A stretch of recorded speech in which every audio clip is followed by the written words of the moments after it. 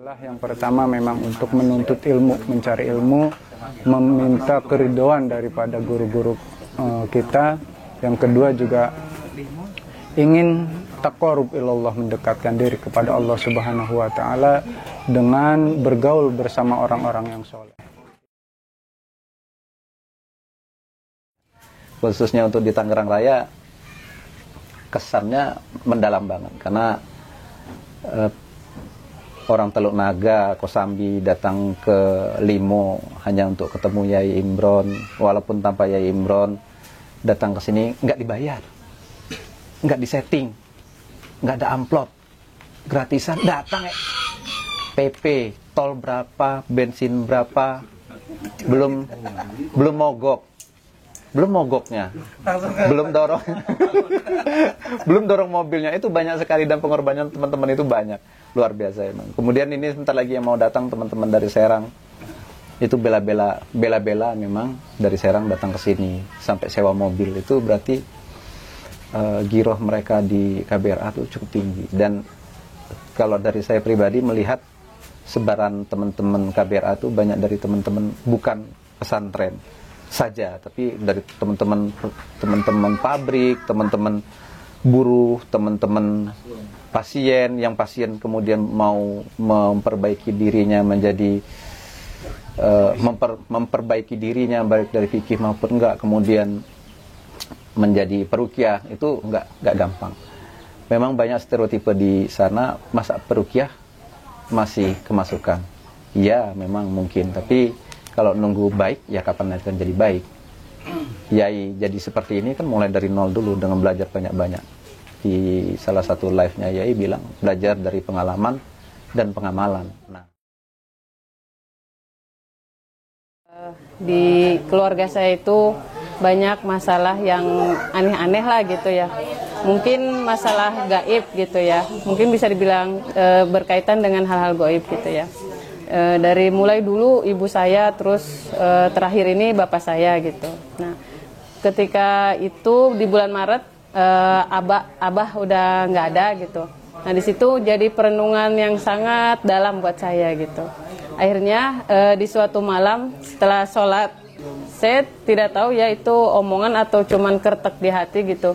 Nanti kamu akan ketemu suatu komunitas yang ketika kamu ketemu dalamnya di situ gitu. Akhirnya setelah itu terus lanjut sholat subuh, setelah subuh biasa buka handphone di YouTube, tiba-tiba ada YouTube-nya Kiai Imron yang kasus Sukma hilang selama 8 tahun itu. Nah di situ kepo tuh ya, cari tentang KBRA itu apa gitu. Akhirnya cari, kebetulan setelah itu pelatihan gitu, ada pelatihan, ternyata ada pelatihannya gitu. Nah saya telat gitu, akhirnya saya nunggu tuh sebulan kemudian ada lagi pelatihan gelombang kelima gitu. Nah saya ikut pelatihan, sudah alhamdulillah setelah di KBRA lebih positif lah pikirannya, lebih adem gitu, dan ketemu para praktisi yang menginspirasi bagi saya. Sebelum saya bergabung dengan KBRA itu, saya udah berkecimpung di mana-mana di dunia perdukunan ya. Jadi karena pingin sakti, jadi cari ilmu-ilmu dukun. Udah awalnya kenal dulu dari dukun si A, kemudian ke dukun si B. Makin nggak ada yang ampuh, cari lagi yang ampuh. Bahkan terakhir itu ke dukun Banten. Saya ketemu dengan teman saya, Pak Bambang namanya. Alhamdulillah beliau juga sudah bergabung di KBRA. Saya dikenali dengan Pak Ustadz Sobah ya. Saya masih ingat pertanyaan yang pertama kali diajukan oleh Pak Ustadz Sobah tuh. Pak Ucok, sholatnya sering lupa enggak? Itu yang nggak pernah saya lupakan itu pertanyaan itu. Nggak pernah Ustadz. Cuman kalau saya sholat terus, tapi begitu pulang kantor ngamuk sama istri, ngamuk sama ada ipar gitu kan di kantor. Kalau sholat itu lupa rakaat sering banget. Sering banget. Sekarang alhamdulillah udah enggak lagi. Dan kadang-kadang ketika sebelum gabung di KBRA, saya sering banget ngerasain apa ya, berada di sekitar orang banyak, tapi diri ini seperti kayak kosong gitu, sedih kayak gitu. Mungkin kayak ada sesuatu yang hilang. Dan alhamdulillah kemarin sudah dilakukan apa ya, pelatihan, lalu diruqyah juga bersama Ustadz Soba, lalu dibantu dengan rekan-rekan yang lain. Alhamdulillah seperti punya keluarga yang benar-benar lengkap kayak gitu. Karena kan setiap manusia itu butuh juga orang untuk yang memberikan bimbingan yang lurus. Dan alhamdulillah ketika di KBRA seperti ada yang mengarahkan untuk menuju ridhonya Allah. Mungkin kebetulan Pak Ustadz datang ke rumah dengan Kang Asep. Nanti kata Pak Ustadz, ikutin aja apa yang saya instruksikan. Dibacakan doa sama Ustadz Soba. Yang muntah-muntah itu bukan saya, tapi istri saya. Istri saya muntah-muntah. Saya bilang, saya yang bermasalah, tapi istri saya muntah-muntah gitu kan. Saya nggak percaya waktu itu. Habis itu berjalannya ruqyah, ya, doa. Saya ditotok sama Kang Asep sampai pinggang saya kebakar. Saya nggak percaya lagi. Ini ilmu apa ini gitu kan? Masuk KBRA sungguh luar biasa, dahsyat sekali doa-doanya yang saya rasakan, ya. Jadi ketika misalnya, saya bisa menghadapi anak saya yang tadinya kalau malam suka ngamuk gitu ya, atau misalnya suami saya yang kakinya sakit, jadi kita saling tolong menolong gitu ya. Ketika mendapat serangan lagi, jadi udah tidak panik lagi seperti sebelumnya ya. Kalau sebelumnya kan ketika diserang ya sama ya mungkin sama seseorang yang mungkin merasa iri, targetnya waktu itu suami saya, karena bantu suami mengobati jadi saya kena gitu kan, jadi dihantam juga. Nah dengan itu alhamdulillah jadi bisa menangani sendiri dengan bimbingan Kiai Soba dan teman-teman gitu. Saya sering bilang sama Ustadz Soba, saya dulu aktif di forum, salah satu forum di Kaskus itu, memang saya sering keluar malam. Antara mengizinkan sama tidak itu banyak membiarkan. Ya wis lah ngono wis bojoku dhewe kan. Jadi dibiarkan. Tapi kalau kali ini ikhlasnya lebih banyak. Ya apalagi pas kemarin saya sempat bilang kalau memang nggak ikhlas doakan suaminya husnul khotimah. Sudah memang keretak hatinya nggak masuk, saya harus berangkat doakan suaminya husnul khotimah. Konsepnya sudah itu. Nah, karena cuma itu, karena asal dari Allah, pulang ke Allah. Kenal dengan Ustadz Soba, kemudian beliau mungkin lihat sendiri di YouTube, itu ada rasa percaya mungkin ya dengan KBRA lebih dalam ketimbang forum saya dulu. Memang forumnya memang forum supranatural. Tapi yang sekarang tidak bicara forum supranatural, bukan bicara ruqyahnya, bukan mencari siapa yang diruqyah, siapa yang sakti atau siapa yang bisa banyak ininya, tapi bagaimana istri saya nyaman ketika saya keluar kemana? Ke Ustadz Soba, kemana? Ke Ustadz Miftah di Gembor. Ngapain? Rotib. Pulang jam berapa? Jam 1. Itu jauh lebih tenang sekarang karena tahu acaranya.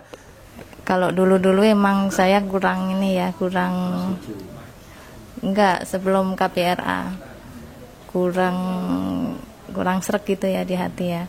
Cuma kalau sekarang ikut KBRA itu dengar suami baca apa? Roti, baca apa gitu.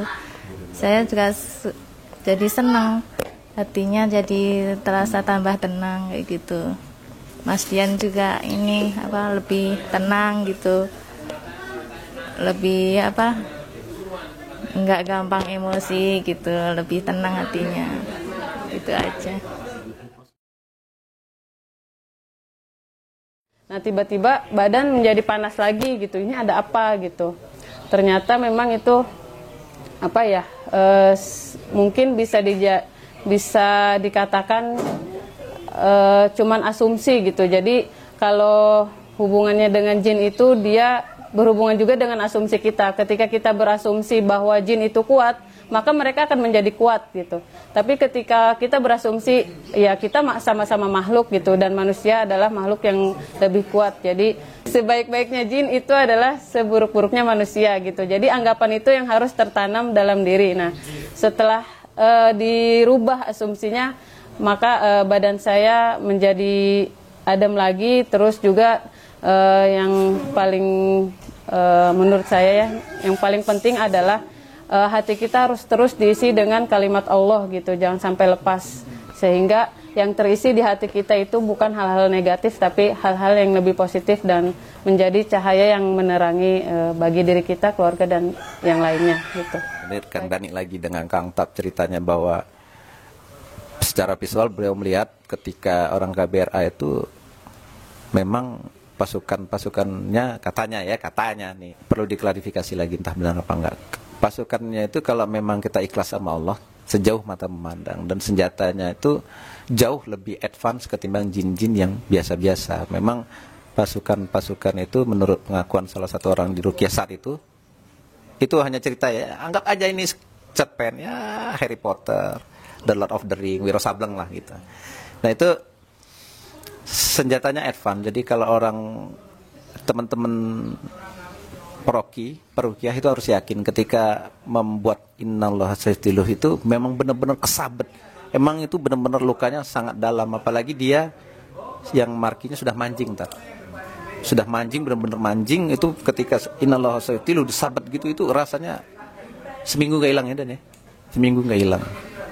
Nah itu memang terasa. Jadi teman-teman sebagai peruqyah ya harus yakin sama Allah, tentu yakin sama Allah, lagi-lagi sama Allah, lagi-lagi sama Allah. Semrotib bacaan ruqyah nggak ada guna kalau nggak ada digantungin sama Allah. Ya konsep itu yang kami coba terapkan di keluarga, gantung sama Allah. Anak di pesantren gimana? Waduh, anak di pesantren dibully. Itu udah makanan hari-hari. Jadi gimana gantung sama Allah? Biar Allah yang bikin skenario untuk anak-anak nanti, skenario untuk usaha nanti. Jadi kenapa saya mendekat ke sini? Karena saya kerja di pabrik. Kalau kerja di pabrik umur 55 tahun berhenti. Habis sudah. Terus mau ngapain? Bukan jadi peruqyah, tapi mendekatkan diri sama Allah. Yang tadinya sholatnya nggak mau, begitu saya ruqyah dengan izin Allah, karena ruqyah itu kan bukan menghilangkan jin dan setan juga kan. Jadi memperbaiki hati kolbu ya. Makanya terapi dengan Al-Quran ya. Olah hatinya dengan olah hati Al-Quran gitu. Jadi ceramah yang dikasih materi yang kasih Ustaz Sobo itu saya sampaikan juga ke mereka gitu kan. Jadi mereka tersentuh hatinya gitu. Kebetulan di bulan suci Ramadan gitu. Alhamdulillah setelah saya ruqyah ya, pikirannya mereka tenang. Sampai sekarang mereka masih WA saudara, masih WA gitu. Gimana? Ini kita alhamdulillah sholatnya sudah membaik. Tadinya bolong-bolong ya. Sekarang alhamdulillah sholat 5 waktu sudah membaik, alhamdulillah. Ya. Atas wawancara saya ini itu juga baru kenal saya. Ditodong cerita kayak gini itu kacau tuh. Ini ceritanya mau video atau podcast ini? Podcast. Saya masih ada cita-cita podcast. Jadi kalau memang mungkin ada nextnya kita podcast. Jadi ya itu diajak berbincang santai per segmen, dan bukan hanya Yai tapi juga beberapa praktisi yang lain.